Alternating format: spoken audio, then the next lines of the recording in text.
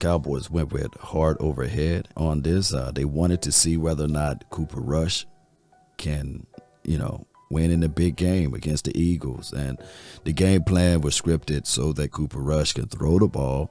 We saw that the Cowboys ran the ball for 8 yards, and then they went into shotgun and attempted to throw the ball more. And they didn't play the field. It wasn't a real precise type of game planning. It was more of a game plan to see, can Cooper Rush sling the ball all over the field? Now, the reason why I'm saying that is because I think that they actually went with heart over head. Dak Prescott said that he was healthy enough to throw, healthy enough to play in the game. And we see this before the game starts, Dak Prescott slinging the ball around.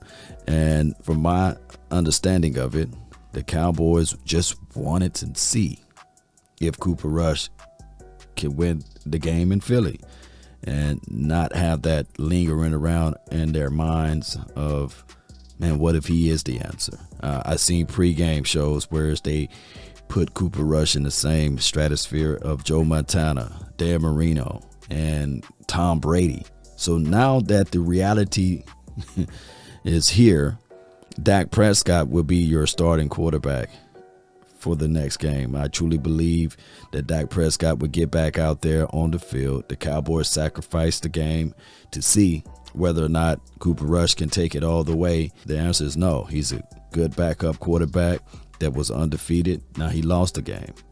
So over his career being now 5-1, that's not nothing bad for Cooper Rush. But now it's back in the hands of Dak Prescott. How can the Cowboys reshape and get things going in the best way possible? Well, it all starts here. Stick to the philosophy and the formula. Don't have Dak Prescott throwing for 35 or 40 times a game. Stick to the run. Play a sound defense. And play the fields. I was yelling all last night. Play the fields.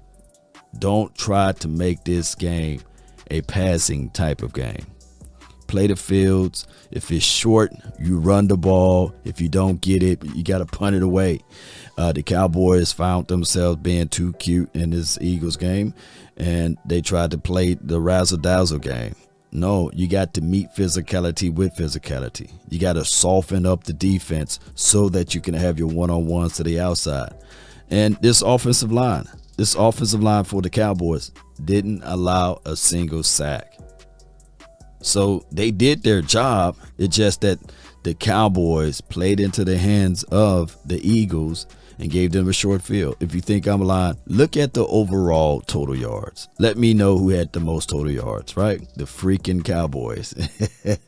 They gave short field for the opposing team, 3 turnovers, and on top of that, it allowed the Eagles to score. So with that being said, I think that this defense still got a nasty defense. I know that people will look at the final score and say, the Cowboys gave up 26 points.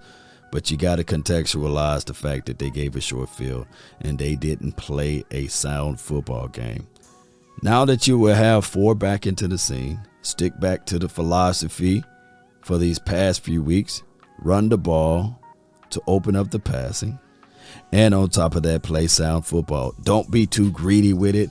Don't be sitting back here saying, okay, we can go forward on this down on your side of the field. No, play the field. Trust your defense to get you back into the swing of things. Cowboy Nation, that's my thoughts on it. Dak Prescott, he can sling the ball. And I know this is just warm-ups and no immense amount of pressure in his face. But we can see that he can make his throws and make his reads. And that dude just dropped that ball right there. But that's a story of another day, right?